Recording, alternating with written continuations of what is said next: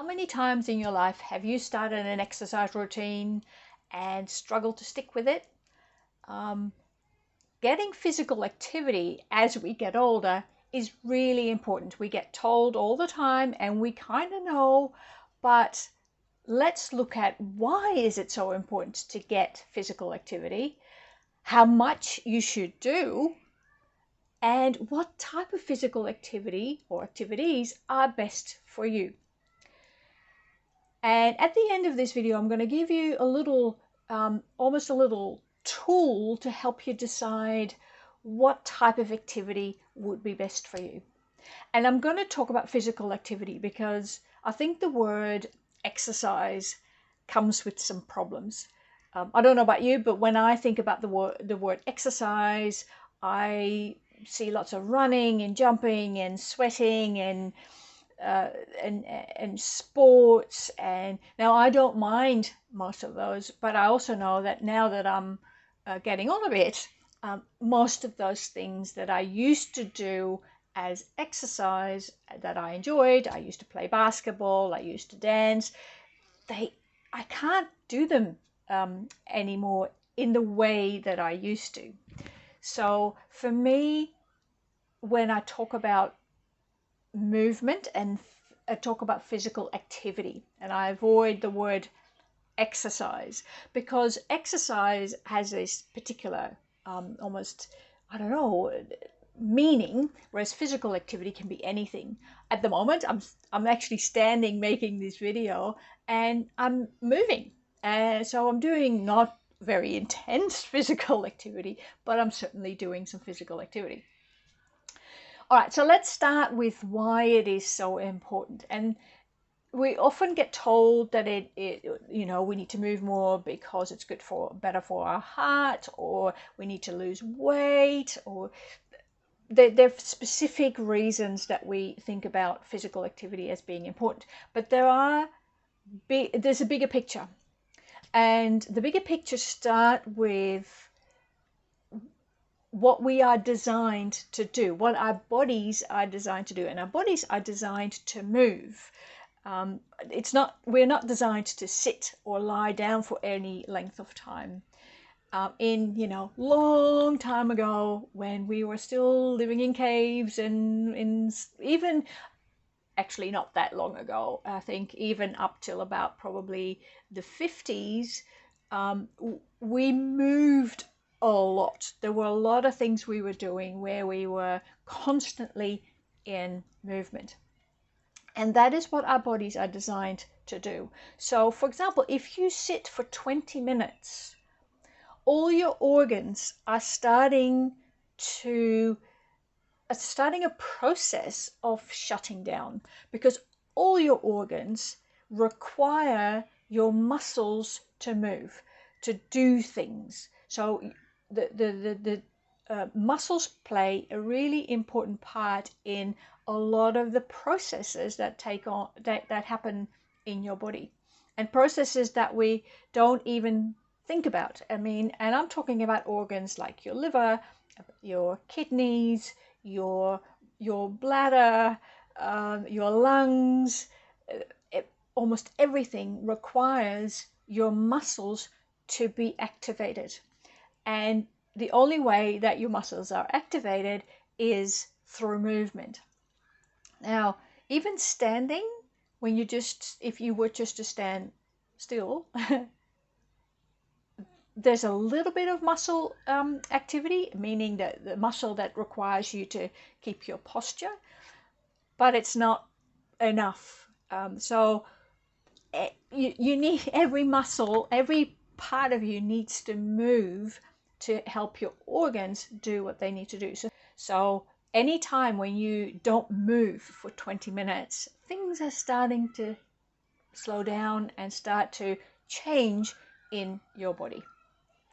So that's one thing to keep in mind, that if you have a seated job, you might need to think about how you can make yourself move after 20 minutes. All right, so when we talk about physical activity, how much should we do? There's lots of information out there, 30 minutes a day or moderately intense exercise. Whatever that means. Often there's some suggestions given. Maybe you're in the 10,000 steps club. And let me tell you something, by the way, about the 10,000 step thing that so many people in the world are doing. Because you probably assume that this is a number, the 10,000 steps, that comes out of scientific research and proven effect on health. Well, no. As with many things, it actually has never been directly attached to health. And the reason I'm going to share with you where this 10,000 steps idea comes from is because if you are not able to do 10,000 steps, you don't have to worry. So the 10,000 steps concept came from an advertising agency, I think in Japan, and they were coming up with an advertising campaign for, it was the beginning of the sort of smart watches, the Fitbits, the pedometer type things, where we were, they wanted to be able to sell that, and they realized that it was important that there was a sort of a benchmark or something that needed to be achieved, because if you say to people just walk more, then they go, yeah, well, how much? So, and then somebody clever thought, you know what's a good number? 10,000 steps. Let's see if that sells our equipment. And it did, and people have now, there's I know it when I worked for an organization quite a few years ago. Every September, we would do 10,000 steps a day. And we would, in 1 month, we would work very hard to get 10,000 steps a day. To the point where I remember on the days that I didn't get my 10,000 steps and I was about ready to go to bed, and I was like, how many do I still have to do? I need another 1,000 steps. I would just stand on the spot and pump my arms, because no steps at all, but the pumping of the arms would register as steps. And then when I got to 10,000, I was like, okay, goal achieved, and off to bed. So 10,000 steps is an arbitrary number, and the reason I want you to realize that is because if you cannot, for whatever reason, physically get to 10,000 steps, that is not the golden standard. So, and because some people who have jobs where they walk all the time, they easily get to 10,000 steps, but not in a way that might actually contribute to their health. The other thing that worries me about something like 10,000 steps is if you are, for physical reasons, not able to do the 10,000 steps, then you may feel like walking is not useful. I don't reach 10,000 steps most days, and that's fine. I don't feel the need to just push myself to get to 10,000 steps. So what about the 30 minutes a day of moderate activity? There are many days where I don't have that time, where more so now that I work from home, so I'm more able to structure my day. But there are many days that I cannot get 30 minutes a day of moderate exercise, moderate intensity exercise, which is kind of fast-paced walking, so that you get a little bit puffed, and maybe I can do it for 10 minutes, but I often can't do it for that long.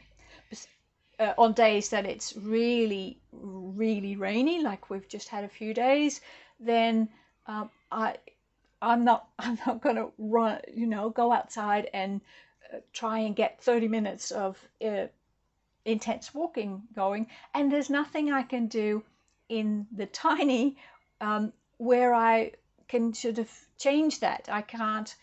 My knees are in a little bit of strife, so I can't jump. So I can't. But also, if I were to jump in my tiny house, the whole house would shake. So So the question is, how much should we do? And I think if you want to be able to move more and increase your physical activity, which we all need to do, then for me personally, the goal is the more useful goal is to increase. So to look for ways that I can move more than I did last week or more than I did yesterday. And so if I, on most days, can increase the amount of movement that I do, even by a little bit, to me, that is important. And the other part for me that's important, that is, if there is a reason that I sit for more than 20 minutes, for example, if I have to be in a meeting, I don't do this when I have a nutrition client that I talk to, then I'm not going to sort of after 20 minutes go, can we have a pause because I just need to move? But if I have a meeting, for example, then that goes on for an hour with lots of people there, and I do a bit of movement, and then I also found that I focus much better. So there needs to be some movement after 20 minutes, even if it's just getting up, walking to your kitchen, get a glass of water, and come back. Or a few steps on the spot, or a bit of stretching, or something that gets you, if you easily can, out of your chair. And don't worry about the 10,000 steps. Just get a sense, if you like the idea of steps as part of your physical activity, then think about, try to work out how many you get. And I've got a smartwatch, so I get a sense of, on average, how many steps I do, and then I look for ways to just increase that a little bit. And with the 30 minutes, sometimes I just do 5 minutes, and then again 5 minutes. I sometimes, if I need to go to the shops, I walk to, if I can, I walk to the shops, which is 10 minutes there and then 10 minutes back. Or if I can put it in, then I go for a decent walk, but then I go for an hour. So some days I do more than others. And I think it's about getting just more movement. There are days, as often I need to mow the lawn on Sunday, which takes me about 45 minutes. Well, that is physical activity. So I count that as a big chunk of my physical activity, but that's not the only thing that I then do during the day, because if you put it all in one block, then potentially you're sitting for the rest of the day, which undoes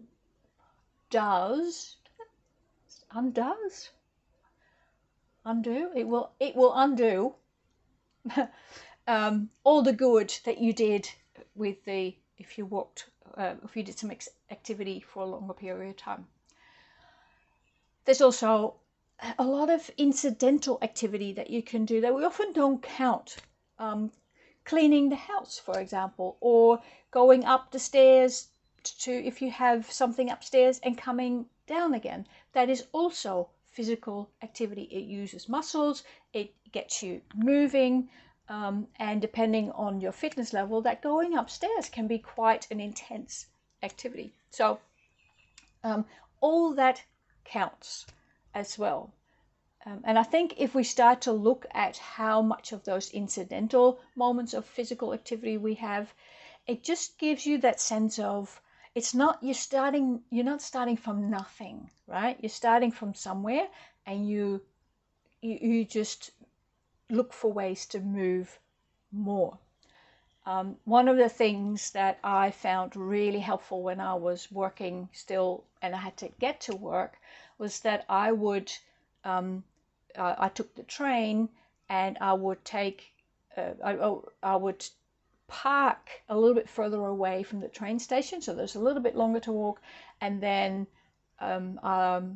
if I was nice and early, then I would get off a station earlier so that I had a further walk to do. I always, in all the office buildings that I've worked in, I've always took the stairs instead of the lift. If I had to go up one floor or down one floor. So again, incidental movement. So think about what you could do, what you already do in terms of movement and physical activity, and can you do a bit more of it? One of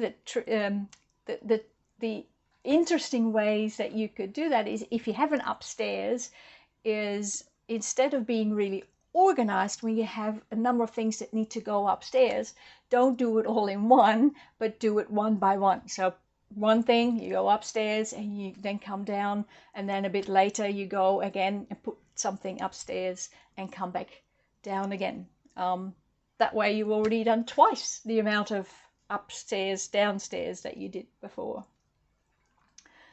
So the third question then is, what type of physical activity is best for you? If you're starting to look for things to increase the movement in your life, then I have a philosophy. And that philosophy is that if you cannot stick to it, there's no value in putting in any effort getting started. Let me give you an example. For years, I tried many times to get into jogging. I was much younger. I can't jog now because my knees are a little bit painful.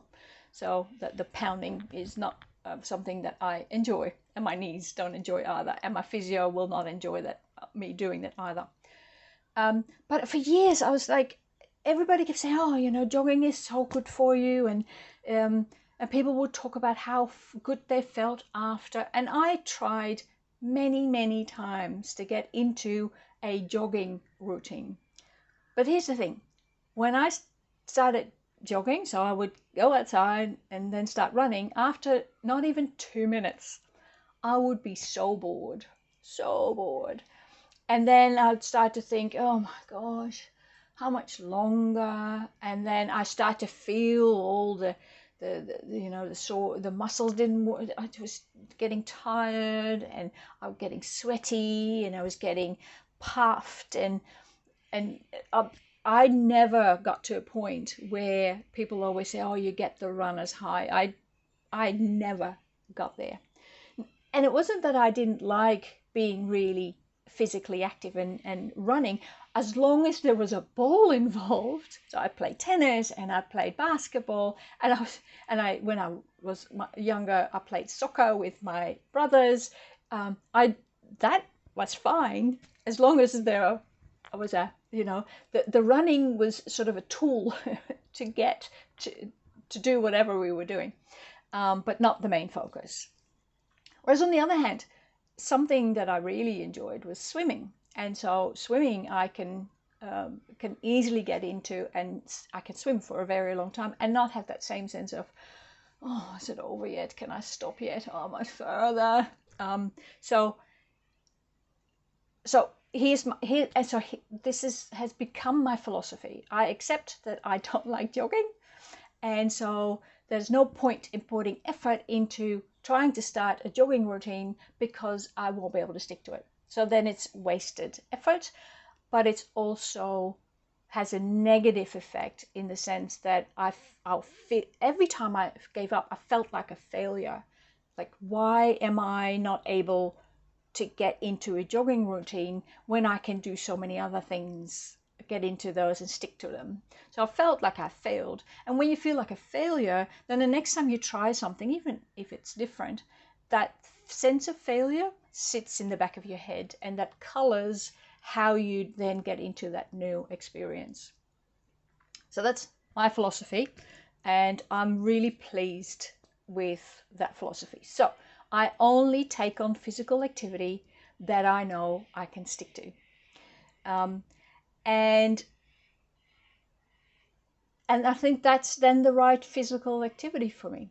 And I have a few criteria that I use to choose my activity. And I thought I'd share that with you, because maybe that will help you to find something that is right for you. Because it's not just enjoyment, it's often also other things around it that make it difficult to get started or to stick to it. Or so let me give you the criteria, because it will probably make sense. And I will give you some, I will illustrate it with two activities that I do at now on a daily basis. One is I do 20 to 30 minutes of yoga every day. And as it starts to cool down from the hot summers, I like to walk, if I can, an hour, but I like to walk every day, on most days. Same with yoga. I don't feel the need to do every day, but most days. So here are my criteria. The first question is, and these are questions. So the first thing is, what do you prefer? And it's really about what do you prefer? Do you prefer to do physical activity inside, or do you prefer to do it outside? I like both, and but I'm a bit of a nice weather, perfect weather kind of person when it comes to outdoors. So my indoor is yoga, and so I can do that no matter what happens with the weather. And my outdoor activity is walking, but also gardening. So on the weekend I do a lot of gardening, so then that is my outdoor activity. So question is, what do you prefer? And maybe you like both, but bit like me, where you go, well, it depends on certain things. So because some activities you can do indoors and some you can do outdoors. Second question is, would you prefer to do the activity by yourself or with others? I prefer physical activity by myself, because that means I'm not distracted, I'm not dependent on other people. But a lot of people prefer to have physical activity with others because it has a social aspect.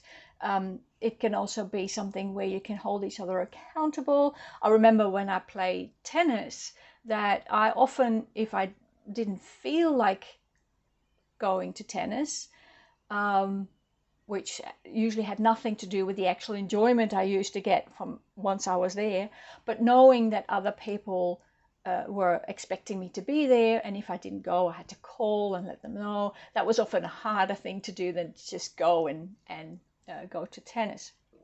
So what is that for you? Do you prefer to do it by yourself, or do you prefer to do it with others? The third question to ask is, do you prefer to be organized or not organized? And what I mean by that is, do you prefer to be something that is like a class, or with a with a person who decides what to do for you, has like a trainer, or and that can be one-on-one, or that can be solo. Or my yoga is kind of organized because I don't do free yoga. I don't make it up as I go. I actually follow a YouTube person, and I'll put the link to her channel in the description. The reason I love it, because she puts on various videos on yoga practices, and she is focused on seniors and beginners, and she's very good at giving alternatives for when you have some physical things there. For example, I keep having issues with my knees, and when she does a pose or a stretch, she will give you alternatives if you can't do something the way that it's ideally done. And she's not pushy about that, and I really enjoy that. But she has a whole range of videos, so it's kind of organized because she creates the routines, she creates the practices, but I do it by myself. Now, my walking is obviously not organized. I just go on my own, and I decide in the moment where I'm going to go. Am I going to go to the park, or am I going to walk around the fields that's behind me, just walk around and around and around? I decide that, and it's nobody else has created, has told me what to do. The next question is, do you want to do it at home or at an external venue? Now, for example, if you like working with weights or with some other gym equipment like a stationary bike or that sort of thing, you can do that at home if you prefer to do it at home, if you have the equipment, or you can go to a gym. The question is, what do you prefer? I like to do a lot of it at home, and not necessarily external venue, except if I do decide to go back to the gym, because I've always really enjoyed going to the gym, then I will actually go external because I don't have the space for any fitness equipment. Then the next question to ask is, do you like it to be scheduled, or do you like it to be something you can do whenever you feel like it? So scheduled is, for example, if I did yoga, but I did a yoga class. So the lady that I talked about, she's in the UK. She also, you can become a member of her YouTube channel, and then she has regular classes that she Zooms live. So you can join her class. I prefer to do it when it suits me. So that's why I go with her pre-recorded videos.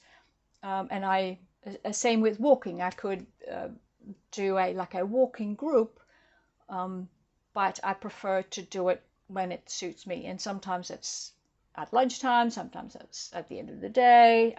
So I would like it not to be scheduled. Next question to ask yourself is, do you want the activity to be free, not cost anything, or are you happy to pay for some of it, for all of it? So I prefer to do it for free, but if I am at a point where I think I want to go back to the gym, then I'm happy to pay for something. But overall, I prefer to just do it for free. But you may feel much more comfortable or quite happy to pay, especially if you have something where you want to do it with others and it's organized and there are classes that you go to, for example. So those are kind of the do you like this or that questions. The next question, or the next thing to consider, which is really important, is, do you have any physical limitations that you need to take into consideration that will prevent you from doing certain activities? As I said, my knees are really problematic. I get inflamed meniscus in both knees, and that flares up every now and then, and that means that I get pain in the middle of the night, but also then I can't, it flares up every now and then. So I have to keep that in mind, which means that, for example, although I love dancing, the twisting and turning will probably be not easy to do. And so that's why I haven't really considered getting back into dancing. I used to do quite a bit of dancing.